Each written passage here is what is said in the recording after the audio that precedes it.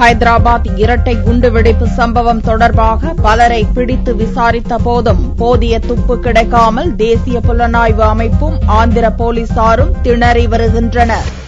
ஹைதராபாத்தில் கடந்த வியாழன் மாலையில் நடந்த குண்டுவெடிப்பு சம்பவத்தில் 5 மாணவர்கள் உட்பட 17 பேர் பலியாயினர். இந்த சம்பவத்துக்கு எந்த பயங்கரவாத அமைப்பும் பொறுப்பேற்காத நிலையில் சைக்கிளில் குண்டுகளை பொருத்தி வெடிக்கச் செய்த விதம் இந்தியன் முஜாஹிதீன் அமைப்புக்கு இதில் தொடர்பிருக்கலாம் என்ற சந்தேகத்தை ஏற்படுத்தியுள்ளது. ஹைதராபாத் குண்டுவெடிப்பு தொடர்பாக கூட்டு விசாரணையை மேற்கொண்டுள்ள NIA எனப்படும் தேசிய புலனாய்வு அமைப்பும் ஆந்திர போலீசும் சந்தேகத்துக்குரிய 6 பேரை பிடித்து விசாரித்து வருகின்றனர். அதோடு இன்னும் பலரிடம் விசாரணை நடத்தியும் எந்தவித முன்னேற்றமும் இன்றி திணறி வருகின்றனர். இதனிடையே குண்டுவெடிப்பு நடந்த கொனார்க் திரையரங்கம் அருகில் உள்ள டிராபிக் சிக்னலில் பொருத்தப்பட்டுள்ள CCTV கேமராவில் பதிவாகியுள்ள காட்சிகளை போலீஸ் அதிகாரிகள் ஆராய்ந்தபோது குண்டு வெடிப்பதற்கு 10 நிமிடங்களுக்கு முன்னதாக ஒரு இளைஞர் சைக்கிளில் வருவதையும் சைக்கிளில் ஒரு பை தொங்குவதையும் கண்டறிந்துள்ளனர். அந்த இளைஞர் திரும்பிச் செல்லும்போது சைக்கிள் இல்லாமல் நடந்து செல்வதையும் போலீசார் கண்டறிந்துள்ளனர். தில்சுக் நகர் பஸ் நிலையத்தில் பொருத்தப்பட்டுள்ள CCTV கேமராவில்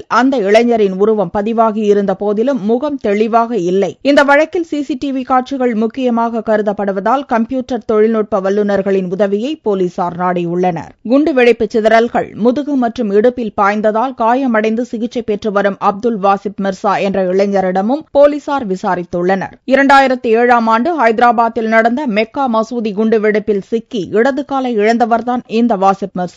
ஹைதராபாத்தைச் சேர்ந்த வாசிப் மிர்சா 2 மாதங்களுக்கு முன்புதான் தில்சுக் நகரில் உள்ள கைப்பை கடை ஒன்றில் வேலைக்கு சேர்ந்துள்ளார். அதனால் சந்தேகத்துக்குரியவர் பட்டியலில் வாசிப் மிர்சாவும் சேர்க்கப்பட்டுள்ளார். 2012ஆம் ஆண்டு புனே தொடர் குண்டுவெடிப்பு சம்பவத்தில் தொடர்புடையதாக சந்தேகிக்கப்படும் இந்தியன் முஜாஹிதீன் அமைப்பைச் சேர்ந்த யாசின் பத்கால், அசதுல்லா அக்தர் என்ற தப்ரேஸ், வகாஸ் என்ற அகமத், தஹசின் என்ற ராஜுபாய் ஆகியோரது படங்களை மகாராஷ்டிர பயங்கரவாத ஒழிப்பு போலீசார் கடந்த சில நாட்களுக்கு முன் வெளியிட்டனர். அவர்களில் தப்ரேஸ், வகாஸ் ஆகியோரை ஹைதராபாத்தில் பார்த்ததாக பல தொலைபேசி அழைப்புகள் வந்துள்ளன.